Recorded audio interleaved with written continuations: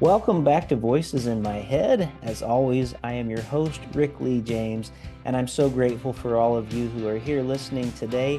This is going to be a really great episode. I know this because I read the book that we're discussing today, and we have the author. It's Leah Payne, and I'm really excited to be able to talk about her new book today, God Gave Rock and Roll to You. So let me stop the music here, and we will get on with our conversation. Did you hear music today, Leah? I did. I All did. right. I think I got it working this week. My last guest I had on, I've only been trying to do this recently where I do it in the episode, just so everybody listening at home knows I haven't quite learned to fade out yet. But last time I didn't even get the music in the episode, so it just sounded weird at the beginning. But I Well, think we're as a on to it fellow now. podcaster, I have all the empathy in the world for you. I know the editing stuff is really tough. It does. So anything we can do to take a little time out, that's a big help. But let me share quickly your bio with everybody today as we begin, because you have a lot of credentials that I want to share. Leah Payne is Associate Professor of American Religious History at Portland Seminary and a 2023-2024 Public Fellow at the Public Religion Research Institute, PRRI. She holds a Ph.D. from Vanderbilt University, and her research explores the intersection of religion, politics, and popular culture. She is the author of God Gave Rock and Roll to You, A History of Contemporary Christian Music, which is published through Oxford University Press. And she is also the co-host of The Rock That Doesn't Roll, a public radio exchange on PRX podcast about Christian rock and its listeners, and Weird Religion, a religion and pop culture podcast. Her writing and research has appeared in the Washington Post, NBC News, Religion News Service, and Christianity Today. And I'm so grateful to have you for this conversation today. So, officially, welcome to Voices in My Head, Leah Payne. Oh, thank you so much. I'm delighted to be with you. Well, I really loved your book, and as many of my listeners already know this, but my background is in writing CCM music, more on the independent side. But a few years ago, I was a writer with Lifeway Worship, so I did some recording in Nashville, probably with many of these same musicians who were actually on the records with all these hits, over the years that Yeah. CCM music has produced, because that's one thing about Nashville. Everybody kind of draws from the same pool when it comes to music, for sure. And it doesn't matter if it's country or Christian or rock, it seems like they all kind of share musicians together. So it was fun to read about some things in this book, to read some names of people that I know, which was really Oh, neat. wonderful. And also sometimes good, sometimes not so good. The Church of the Nazarene, where I hold my ordination, was mentioned, and it was fascinating. I did not realize how many times they would show up in your book and how much they were a part of even the building of CCM music, or for people listening, contemporary Christian music. We'll probably say CCM a lot. But Sure. but I wonder if today we could just start, because the book starts in a really cool place of kind of your relationship with Charlie Peacock and how that all started in a Sure. coffee shop. I wonder if you'd mind just kind of sharing a little with my listeners, kind of about that story and kind of how this journey began. Sure. But I do want to come back to that Nazarene thing. I'm super excited to Definitely. talk with you about that. Um, Definitely. yes, so right out of college, I got married to an aspiring CCM contemporary Christian music artist. And we moved to Nashville, Tennessee, because that's of course what you do, or at least it was what you did. And this is I actually got a job first at a Cracker Barrel Okay. for like one day, but I'm not a Southern gal. I had never been inside a Cracker Barrel before, and it was not for me. I didn't really know how to be. And so then of course I went to Starbucks because I'm from the West Coast, and that Hmm. just seemed like that's where it should go. So I got a job working at a Starbucks, and two of my favorite customers were Charlie Peacock and Andy Ashworth, who together founded the Art House, which is an incredible nonprofit slash arts collective slash art and theology meeting place slash studio slash everything. And Charlie eventually asked me to be his assistant. And I said yes gladly, and then worked for Charlie and Andy for several years. And they were just super cool bosses, as you could Hmm. imagine. And I just learned so much from Charlie. I didn't actually know very much about contemporary Christian music, and that's going to sound funny because I was raised in the Foursquare Church, which if you've read the book, Foursquare comes up a few times as well. Hmm. The kind of holiness, Pentecostal, Baptist-y type denominations come up a lot. So I was raised in that world, but my dad didn't like CCM. He didn't think it was very good. So he didn't want it played in our home. So, but of course, you just grow up in that era. For me in the 1990s, it's just everywhere. Hmm. Like it was unavoidable for people who grew up in certain forms of white Protestantism in the United States. And so it was everywhere, but I wasn't like a fan. Yeah. So I wasn't familiar. I didn't really know who Charlie was. And I'm embarrassed to say that because I learned pretty quickly that he's a very big deal, Yeah. and has a career that far out, it's far beyond contemporary Christian music, although he was a really important figure in CCM as Hmm. well. And I didn't realize that, then that he was such an important thinker about what contemporary Christian music was, and what he thought music made by Christians could be. Hmm. And so I learned so much from him, and then eventually went on to grad school, and I wrote a different book, and just was kind of getting on with my life. But just the power of contemporary Christian music just kept coming back to me, Hmm. and also how little credit CCM got Hmm. as a really important center for spiritual formation Yeah. in the communities who listened and consumed CCM, how important it was. Hmm. Because a lot of times it gets like in popular conversation, it gets dismissed, I think, as Hmm. being, it's pop music. Sometimes it's dismissed as being derivative, or like a form of kitsch or something Hmm. like that. But I knew, because I had grown up in that world, that's not the whole story. Yeah. Contemporary Christian music was incredibly powerful and formative in people's Hmm. lives. And so yeah, so that's how I kind of got from Charlie, working for him and learning so much from him, and then to kind of thinking about it academically. Yeah. And so this book is, in some ways, it's maybe a 5-year project, but in other ways, it's like a 20-year project. Yeah. Oh, So, it's a huge deal, and the amount of research and time that you put into it. And I hope you'll take this as a compliment. I feel like what Kristen Dumais did with or it might be Dumais, I might be pronouncing it wrong, but what she did with Jesus and John Wayne, I really feel like you've done something very similar, only mm, from the music side of things and the way that your book looks at the history of things. It would be a mistake to think this is just like, oh, Christian music's great, and here's all the reasons why. This is like some really strong journalism, I think. Just looking at thank like you. the history of things, where it came from, the good, the bad, the ugly, how it has been formative in people's life, the way that it has actually been used as a tool not for good sometimes, I think. And so Sure. Yeah. it's unique, I think, in the marketplace of books on this topic for sure. Oh, And thank you. and I think, as you mentioned Charlie Peacock a few minutes ago, I think one of the easiest things to point to, kind of just outside of the CCM world, was, the group The Civil Wars, which I Right. mean was just a huge, secular band, I mean a duo really, but they really kind of changed things, I think, in Christian music again, because people started thinking, partially due to Charlie's influence, like, oh, you mean we can sing songs as Christians that aren't necessarily just for church on Sunday, or aren't straight from the Right. Bible.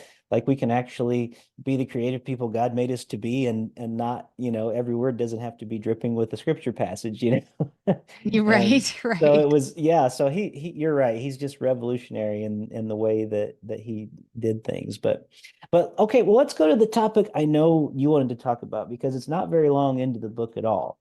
when you start talking about some people from the Church of the Nazarene. Uh, That's right. and I Yes. specifically, the ones that come to mind are the Benson family. And I will say this, the Bensons you mentioned, I don't I didn't have a lot of connection with them, but the Benson family still is a part of the Church of the Nazarene, and I still run across Bensons from time to time, you know. Oh, that's And amazing. yeah, and the ones that I have met and know anyway, I mean, some of them have, like, when I was growing up, they came to my church to preach revival services and stuff. I mean, Okay. sweet Okay. people. But it was interesting kind of hearing the story about them and kind of their whole influence on music. In fact, Bob Benson, who I don't remember a lot about Bob in your book, as opposed to probably Bob's parents, but Bob was kind of known for his amazing preaching and writing, and was also involved with music too. But when I say the complexities of like what the Nazarene Church brings to us, Bob Benson was one that when I think of, even though I never got to hear him while he was alive, I still have some of his books and I just tear up almost reading some of his stories that are in the book. Yes. The way that he would just talk, he almost reminded me of the Mr. Rogers of the Church of the Nazarene in a lot of ways. Oh, He just kind of had that yes. presence. So maybe we should just go right into the Nazarene thing. I'm a minister in the Church of the Nazarene. Today it's a lot different than what it was back then. There's a lot of Sure. actually, even today I can think there's a lot of division in our denomination with people Mm. with different thoughts Mm-hmm. and ideas.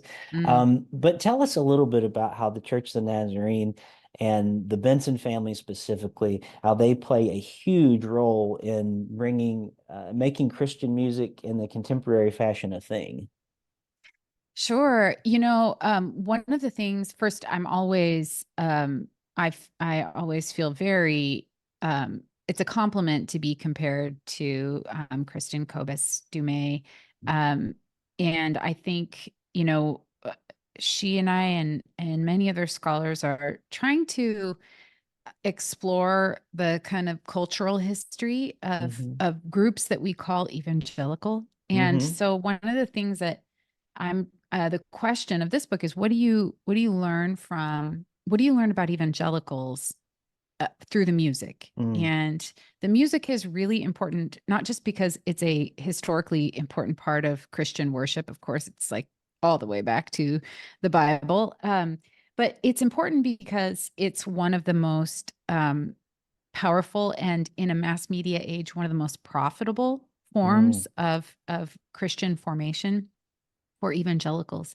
So what I found is that, if you look at a lot of histories of evangelicalism, there are certain groups that get more play than others because Hmm. of where they're at, so if they're a group that has historically been a part of the like local governments, like magisterial traditions, you'll get a certain, you'll find out about certain groups. If you find out, or if you're looking for groups who are about, um, you know, getting legislation passed, especially like the religious right, if you're Hmm. looking at the Christian Coalition or the Moral Majority, you'll get a certain vision. A lot of Baptists, you'll Hmm. see a lot of Baptist names. What do whose voice do you see when you see the music? And that's where Mm. you see holiness people.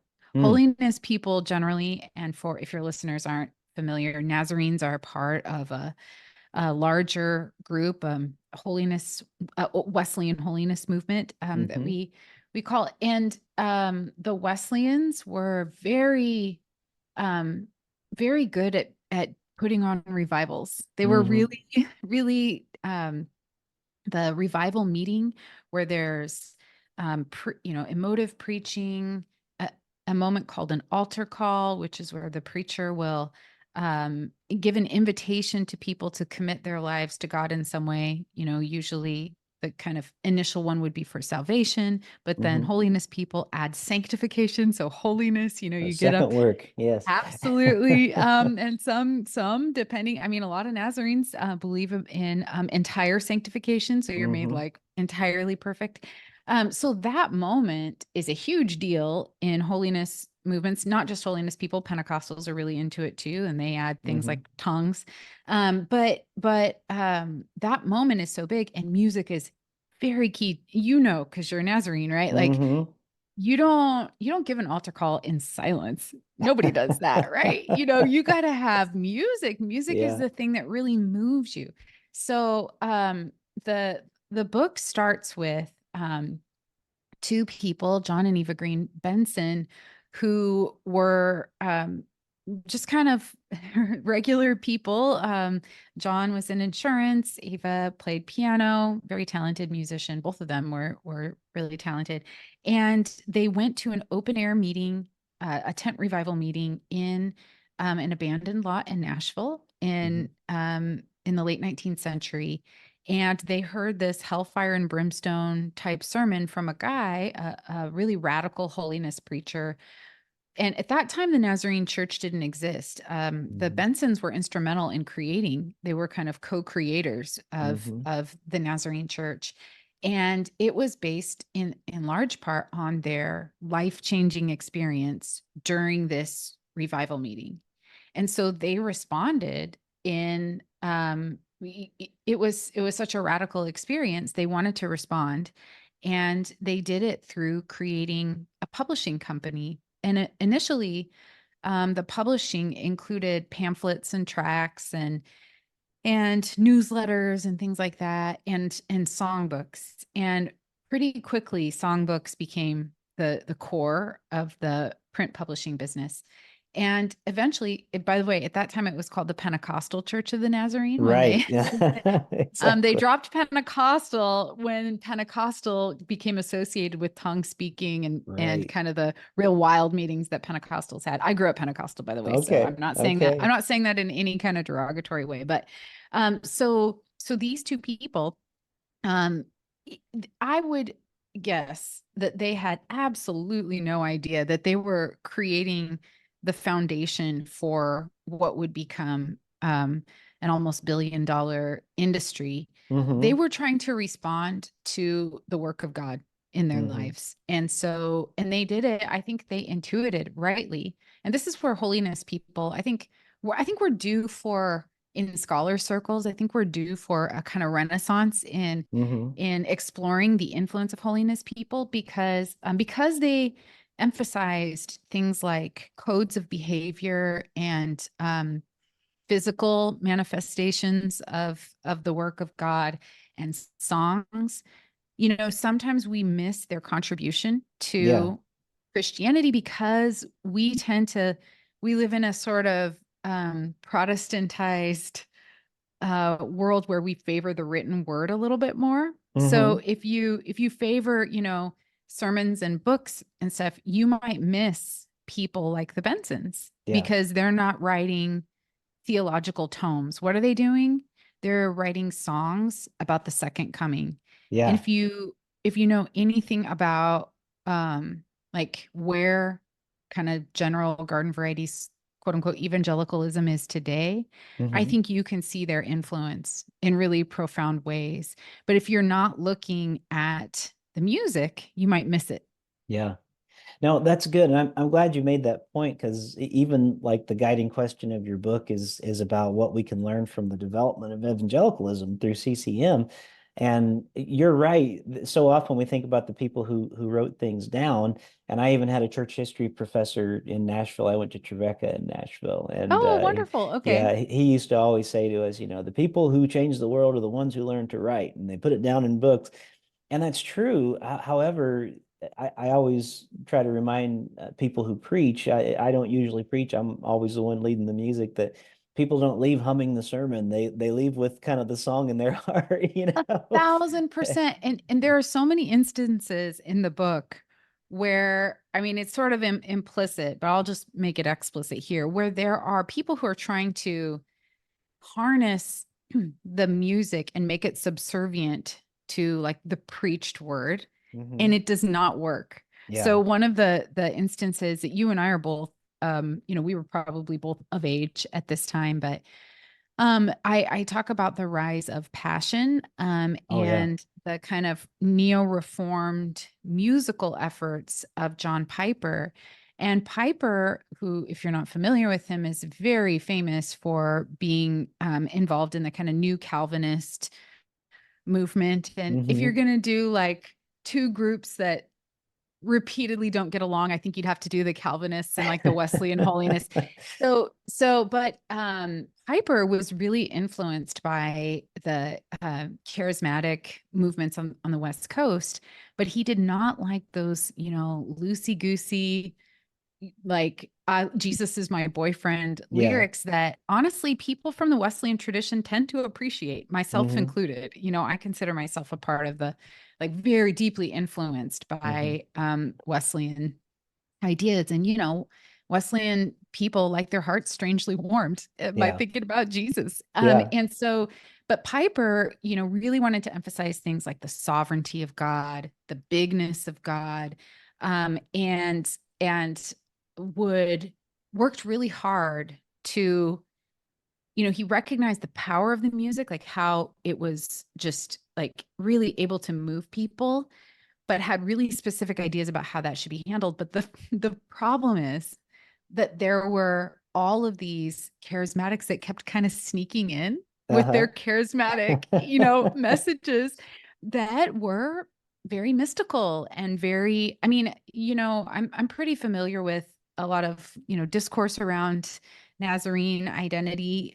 Just being the school where I am is historically Quaker and historically Wesleyan. Okay. And I would guess that, among your colleagues, there are some people who, the Nazarenes were deeply influenced by the fundamentalist movement in the Hmm. 1920s, but they precede it. And so there are some folks who would identify as Nazarene that we would probably categorize pretty safely in religious right, like Hmm. very traditionally politically conservative and all that kind of stuff.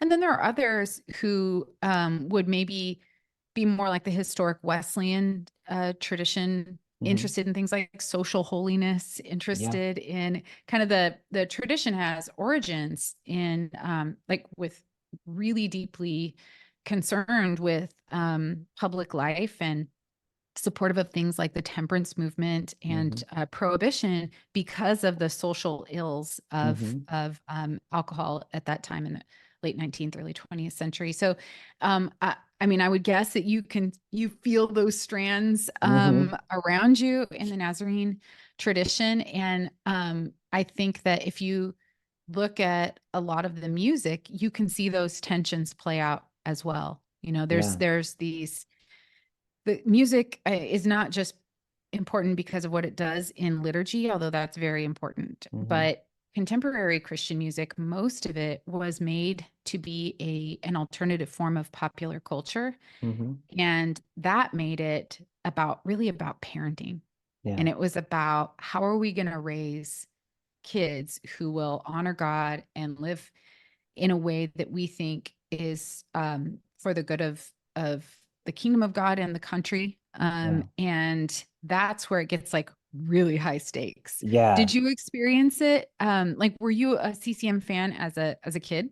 I really was not. And it's not, it's interesting because I liked at the time country music probably. I was, late 90s, mid 90s, when I was a Yeah. teenager and Okay. stuff. Yeah. Although that changed when I discovered there was this guy named Stephen Curtis Chapman because I was a guitar player and That's right. I realized, wow, that guy can play, So like I became like obsessed with Stephen Curtis for a while. He was kind of my big CCM guy, Oh. at the time. And he's such a tight songwriter too. I Yeah. can totally see how, yeah, when you listen, I write about the so-called Nashville sound, and one of the characteristics includes like really hooky, tight songs. Hmm. And I think he is a great example of Yeah. of someone who just knows how to like a little turn of phrase, and you don't forget it.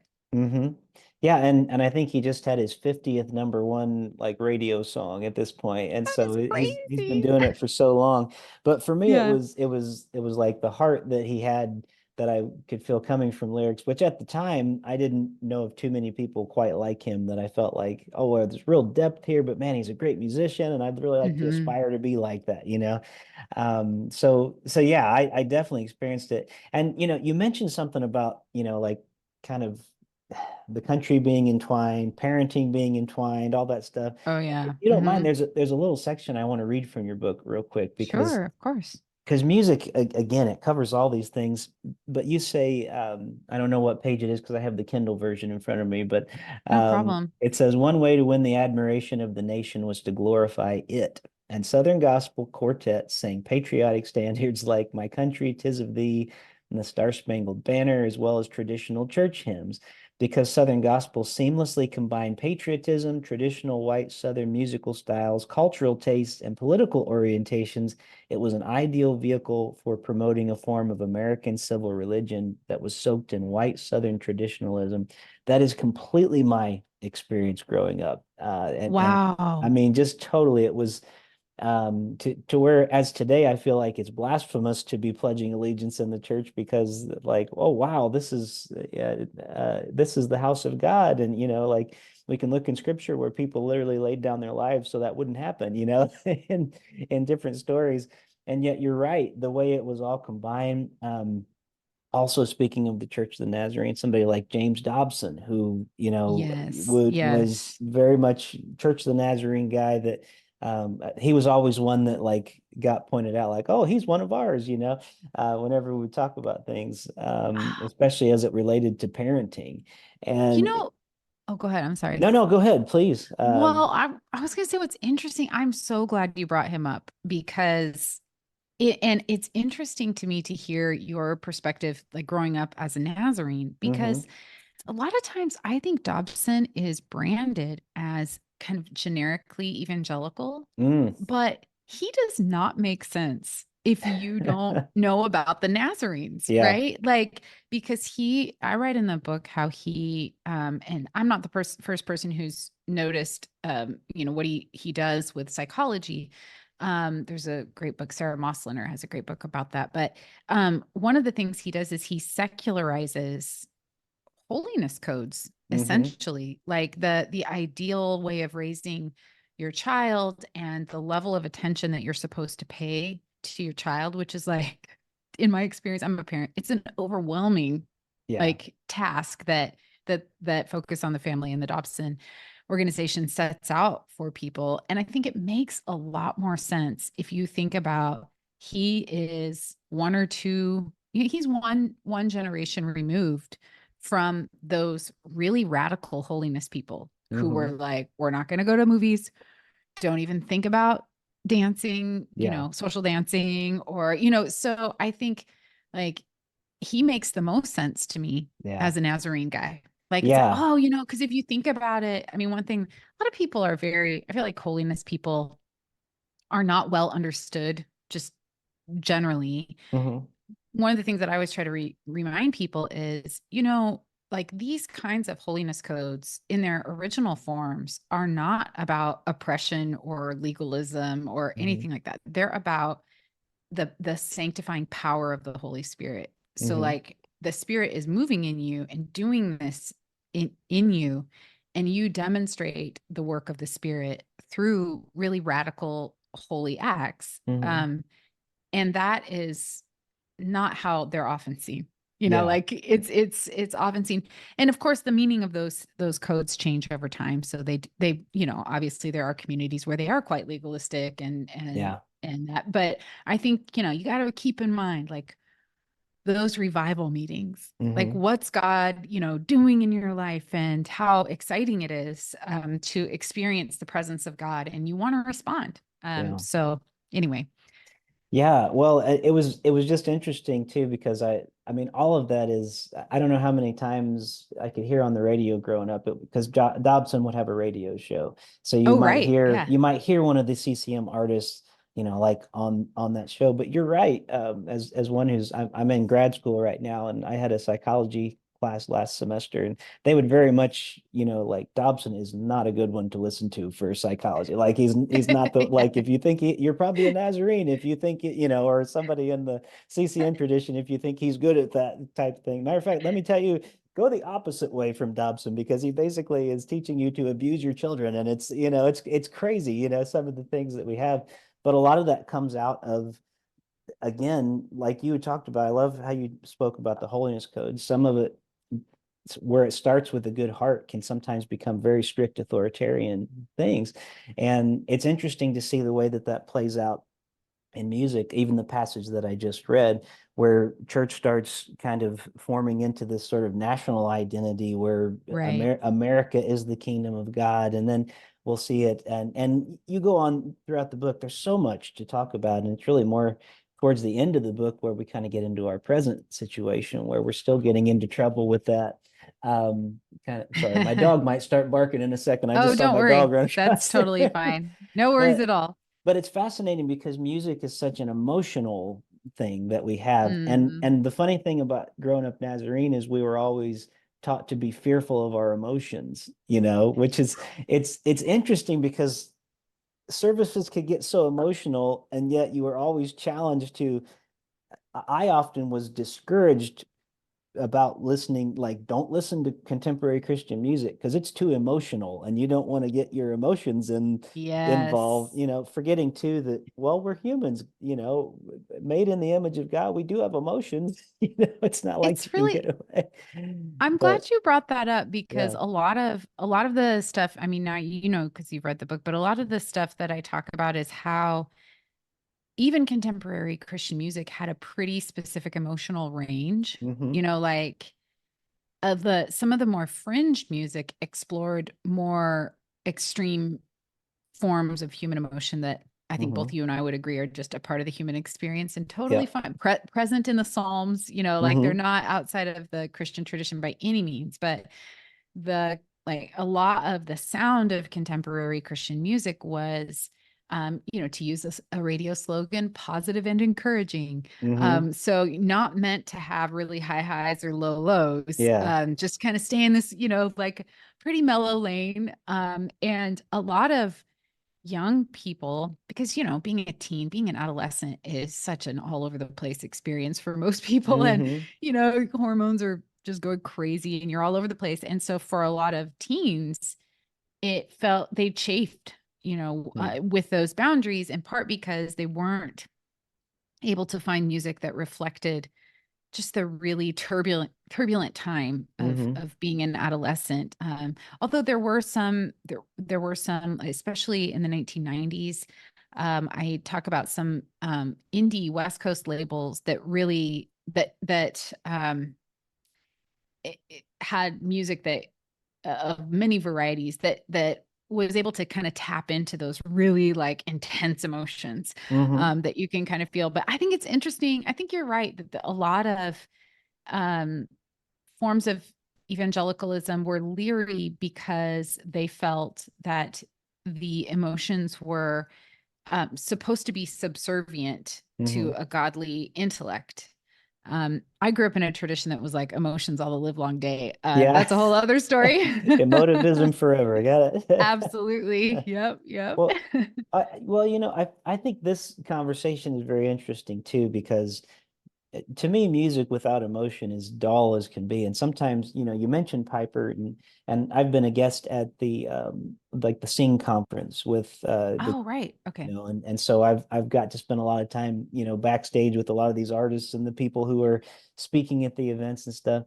And it's interesting because like a conference like the Getty conference is very it is CCM like on some level, like it's contemporary, and yet it's so tied to like hymn writing. It's almost like every song has to be a like here's your didactic students. Like every song Right. it's like it's trying to put emotion into something that is almost like a strict pattern of this is the doctrine and you have to learn it type thing. They do it very well and it doesn't come off like that all the time, but that is kind of it almost sometimes to me kind of robs the heart just a little bit of it for sometimes writers like, oh, I wonder what they would have said if they could just put in what they were feeling in that.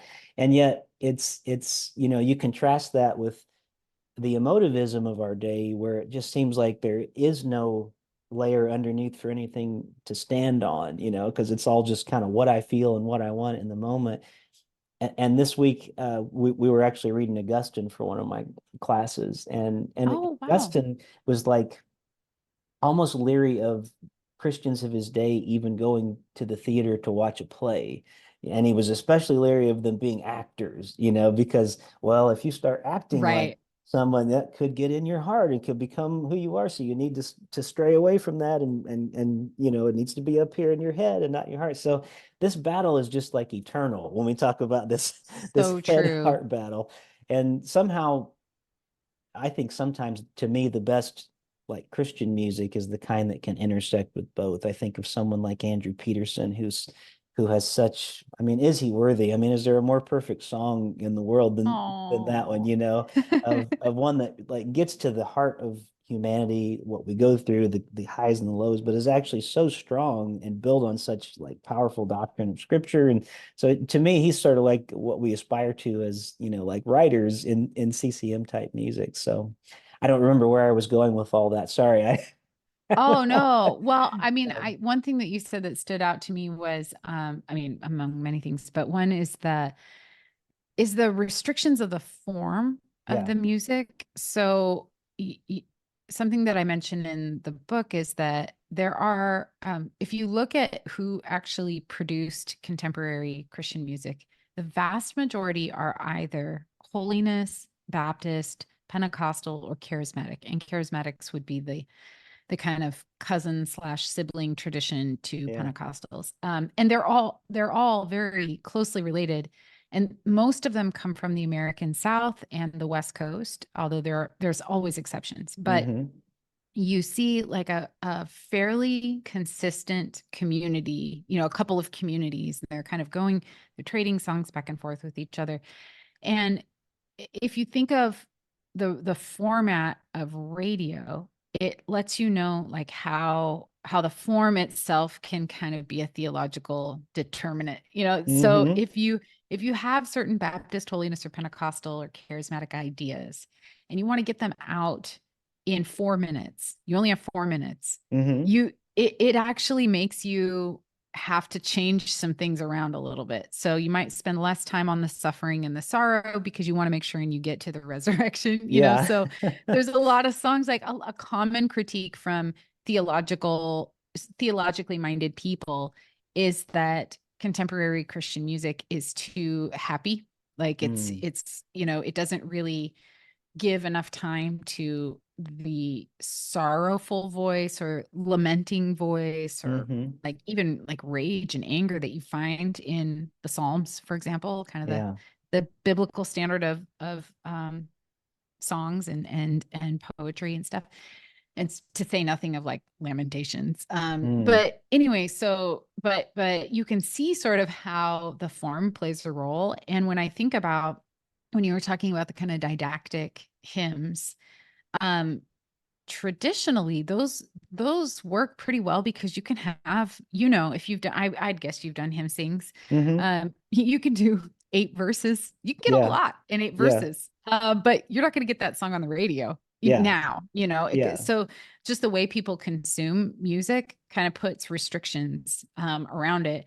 One of the things that I was sort of it actually kind of made me laugh because I did grow up in this tradition, was realizing that charismatic and Pentecostal people, the music of the church was slow to get on the radio, uh, even though now the a large percentage of contemporary praise and worship songs are written from charismatic or Pentecostal congregations. So Mm.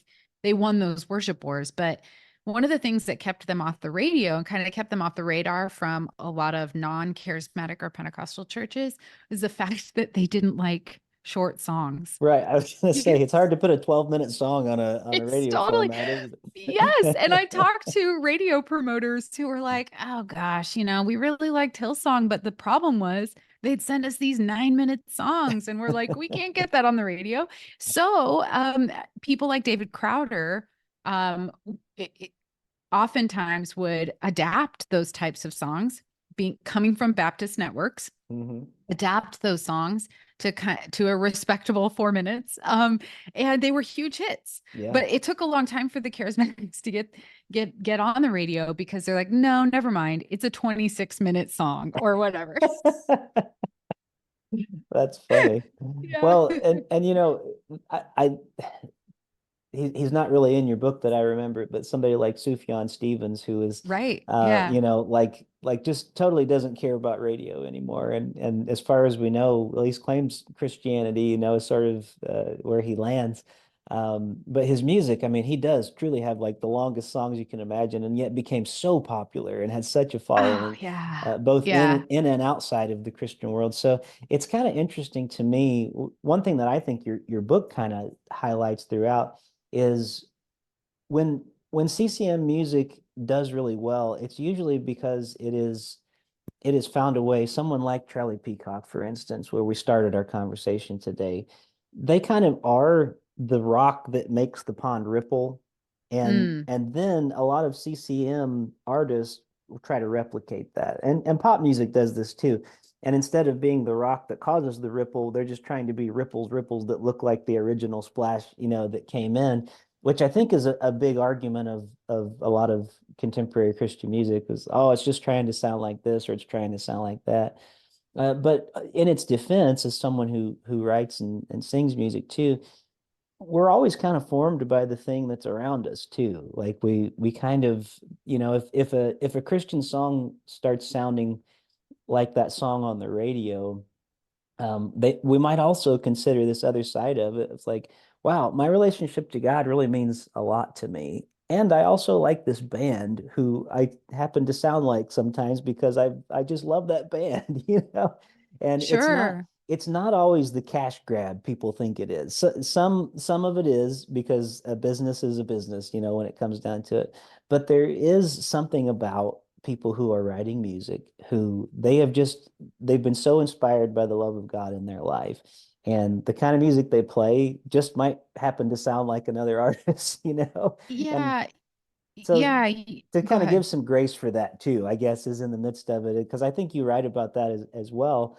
I mean, you do have people that you mentioned, like I was just with Phil Keggy last weekend. He came up and did a concert and we hung out a little bit Oh, afterwards. amazing. And he was one that was originally, he's kind of one of those people that was, I mean, yeah, he sounds like Paul McCartney, but he's not like Paul McCartney. Like Oh, yeah. yeah, No, no, no, no. so Yeah. One of like, the things I tried to talk about is that this is the history of the business, mm-hmm, not the artists, right. because artists have very little control over how people receive them, Mm, right? Like, yeah. you're an artist, you put Mm-hmm, yourself out there, people are going to have so many different kinds of reactions to what you've just done. And mm-hmm, some of them may align with your intent. And then some of them may be like, what? How yeah. did you even, And so for somebody, like Phil Kagey, um, I think, I write about him as part of a collective of people Yeah. in the coming out of these charismatic, called the Jesus movement, Yeah. young people who had these like wild mystical experiences with God respond through art generally. Like there were cartoonists and poets but the musicians are the ones that most of us remember. So, he's out there making music. It's the business folks who see him and Mm-hmm. say, oh, you know what? Like, and of course he's influenced by Paul McCartney. No Yeah. one who isn't, Who right? isn't, Like, right? yeah, like good luck finding someone in the Exactly. later part of the 20th century who's not. Mm-hmm. So of course, but for the um industry itself, that for most of its history, contemporary Christian music existed philosophically to care for evangelical youths, Mm-hmm. to keep them in the church, to give them music that was for their edification and aligned with certain conservative ideals and American patriotism and all that kind of stuff. But so Paul McCartney is not super in control of what people do with his image Right. either, Oh, right? that's He true. puts his music out there and it gets branded in a certain way.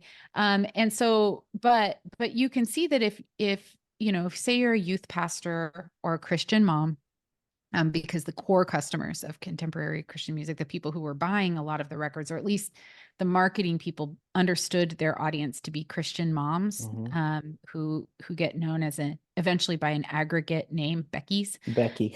Yeah, so those women what do they want? They want, safety, health for their children. They want all the things that James Dobson is telling them that they Mhm. are responsible to provide for their children, which no pressure, by the way. It's like a Yeah, ton of right. these women are under a ton of pressure, okay? And, say you go to a bookstore and you see someone who says, "Oh, your kid is into Paul McCartney. Here, have this. This is Phil Mm, Kagi." Now, Phil Kagi is a legend. Everybody knows that. yeah. If you know anything about contemporary Christian music. But so he doesn't have control over that Mm, transaction at all, but it still happened yeah. like all the time. And most kids who were raised in 1980s, 1990s, early aughts, in the communities that supported contemporary Christian music have a memory of this thing called the comparison charts. Do you Yes. remember these? Yes, Yeah, definitely. yeah. So If it you like this, you'll like, yeah. So, Yeah, and so it's like that I tried to be pretty clear in the introduction. This isn't really from the artist's perspective. And I hmm. talked to a lot of artists and of course, they would feel how I would feel. Like, I'm seeing people out here they're reading this book and they're coming away with all kinds of things that I didn't intend. It's frustrating, like Yeah. what are you going to do? You can't really control that.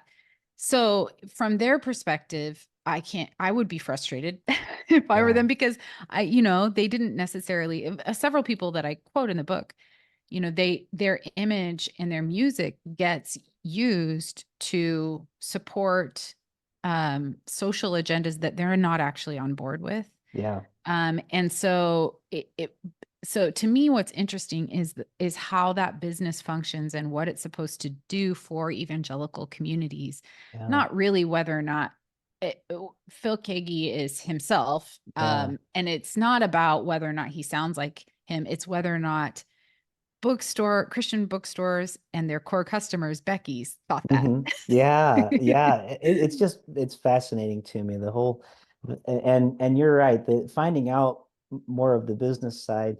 I found out a lot, that I didn't realize. And it's funny because I'm more friends oftentimes with people who are artists than I am people who are on the business side. Yeah. And I love how you put that, like the artist doesn't necessarily have any say in how people are going to perceive. The whole Taylor Swift thing right now might be a good example of that because Yes.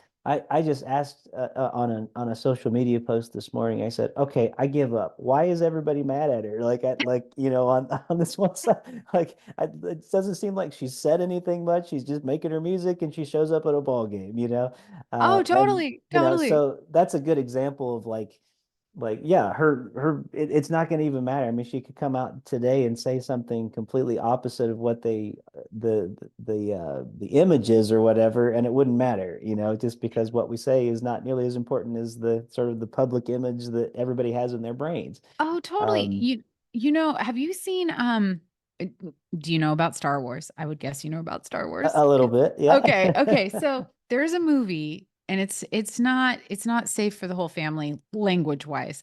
So I feel like I should say that, but especially since we're among holiness influenced friends. Plugged In Um magazine would give you a warning, right? Plugged in would Yeah. definitely. But anyway, so this movie called The People versus George Lucas, All right. and it is about fans of Star Wars who are Hmm. frustrated with George Lucas for what he did with the Star Wars Right. franchise.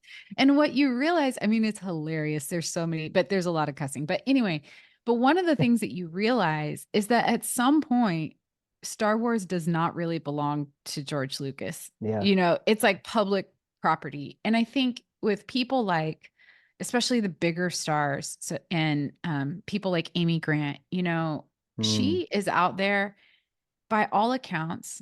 I should say that people are so protective of her. I talk to hmm. lots of people and they are like, she is the kindest, realist, most wonderful person. Yeah. And I can understand why they feel protective of her because she did face a lot of criticism for doing just bonkers things like wearing a leopard print jacket, like what or whatever. But she cannot control that. Yeah. And it's just like Taylor Swift. I think they become avatars. Like Hmm.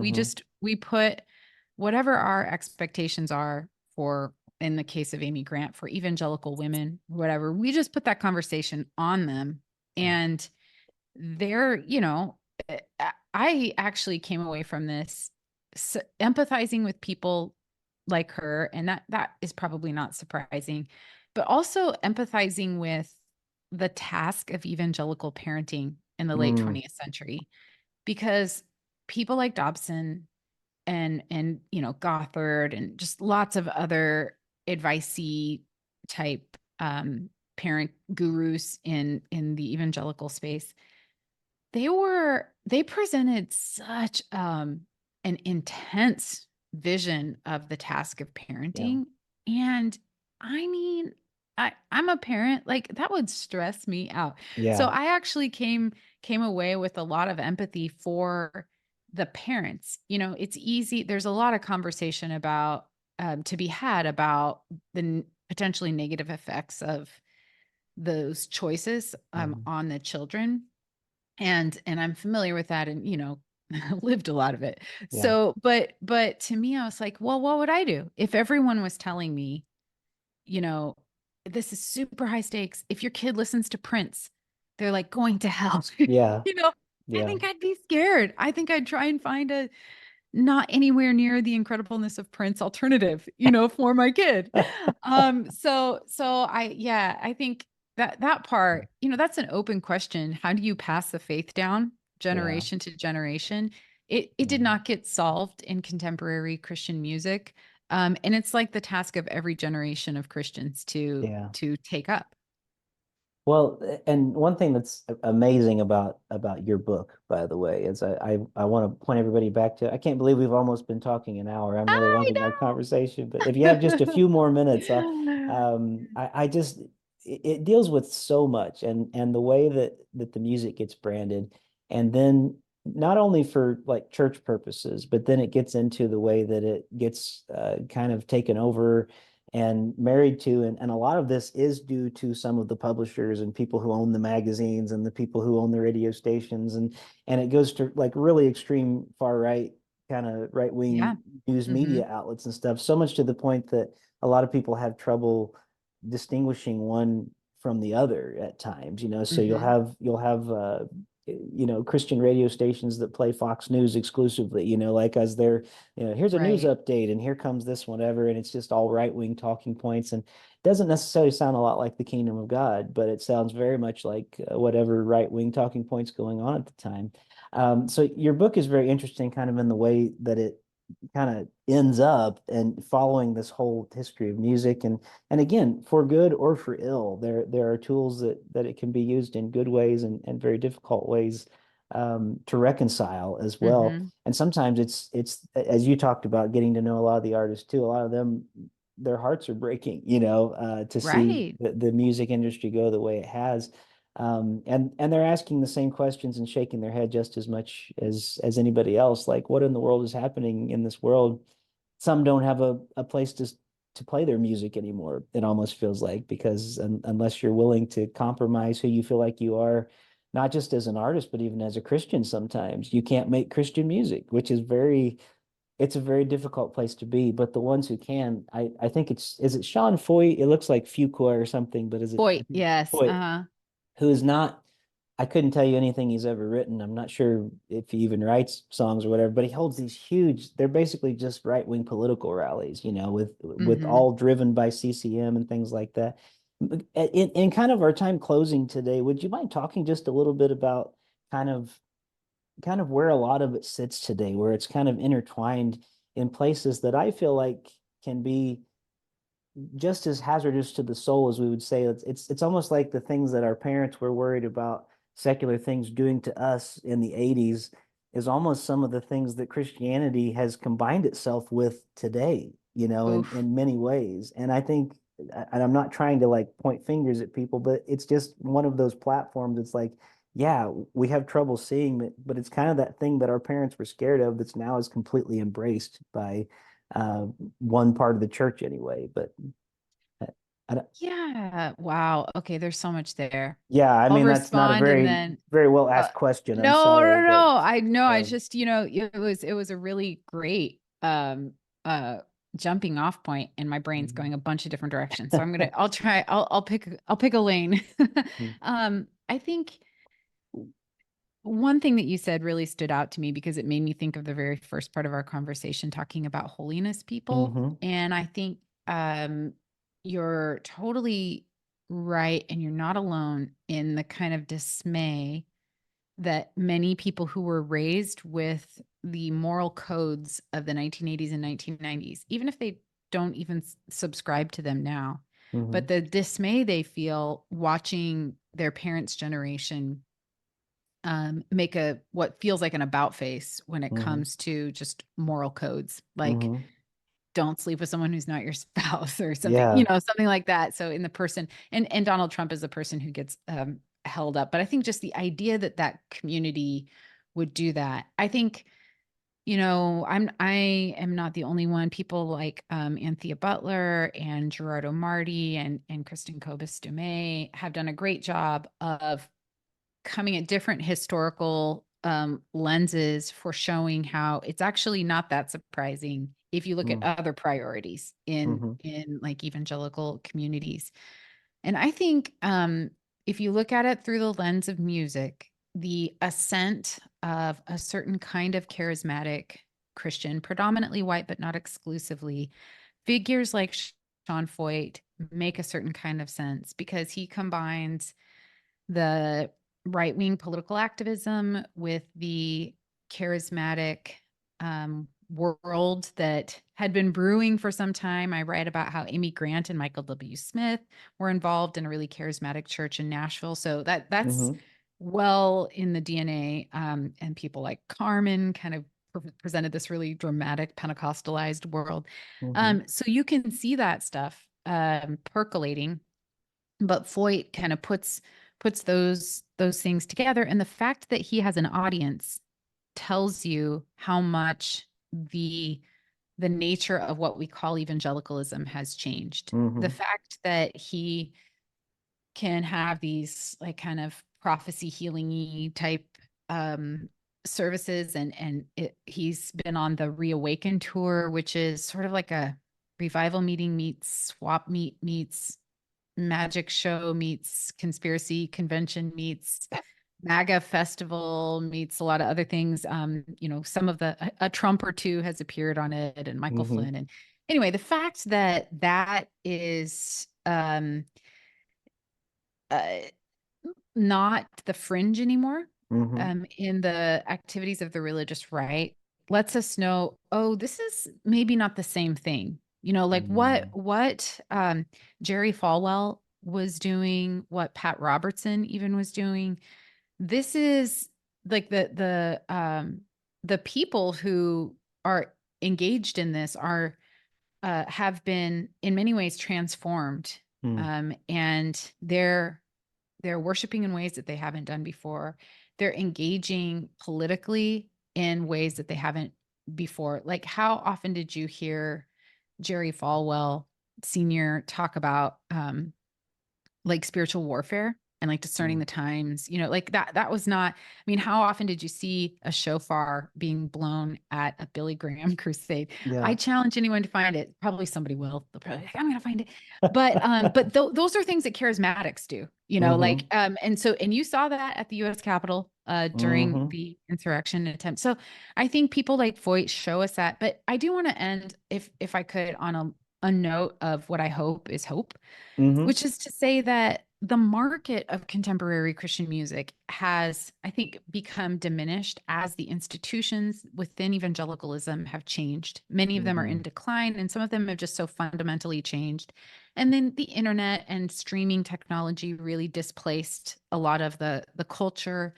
And Christian bookstores, the demise of Christian bookstores has created like a big gap in terms of like how people get the music and everything. So Mm-hmm.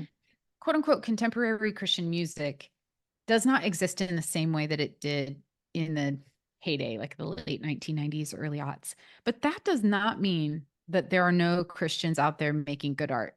Mm-hmm. There's tons of them. And I think through some of the same tech changes that undermined CCM, they empower artists to find their audience. Mm-hmm. So there are lots of people who are creating beautiful art.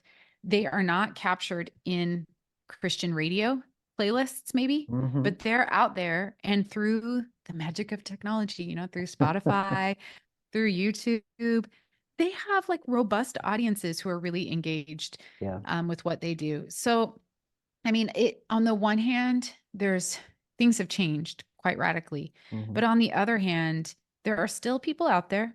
I was on a podcast, a Good Patron podcast, Oh yeah, that it's a is, great one. oh my gosh, it's so great. Like just the idea that, get out there, support good art that Mm-hmm. doesn't necessarily reside in a label or at a label, doesn't, you won't find it on Christian radio, but it's still really beautiful art. Mm-hmm. That people are out there, they're Yeah. doing stuff. So I don't feel, but maybe I'm just a true charismatic. I've got a really optimistic streak. But I just think like people are still out there doing great stuff. The world has changed, but that doesn't mean Yeah. that those people don't exist anymore. Well, and I think you're right to think that way too. And we are people of hope. And I love Jürgen Moltmann's definition of hope, that it's anticipated joy. And so I love how you kind of bring out. I even feel it through the reading of the book. This is not a gloomy book. It's a serious book, but I don't think it ends us at a place of hopelessness. I actually think that Oh, you're right. good. There's a lot of good still to come. And I also love too, we won't even have time to talk about this today because we're way past where I plan to go. But I just think even the way that you do shine a spotlight on, hey, these are not just like copycat people. These are people who really had some creative genius behind them too, and there's a reason that they've stood the test of time. Just like the people that you mentioned today, they do find an audience, whenever it comes at the time for them to be heard. And some of the best that's worth hearing, we do hear it eventually, I think. Oh, So it's yeah, very good. absolutely. Well, Leah, you have been so generous with your time today. So thank you Sure. so much. And Thank as you. I say to my guests every week, I get to say to you today, Leah Payne, thank you for being one of the voices in my head this week. And if everything works out, the outro music is playing right now. So I want to thank There you everybody for go. listening today. And thank you. You can go to my website anytime, listeners, rickleejames.com. And if the technology works the way it's supposed to, I think from this podcast, wherever you listen, you should be able to click on the link in the show notes and go straight to Leah's new book.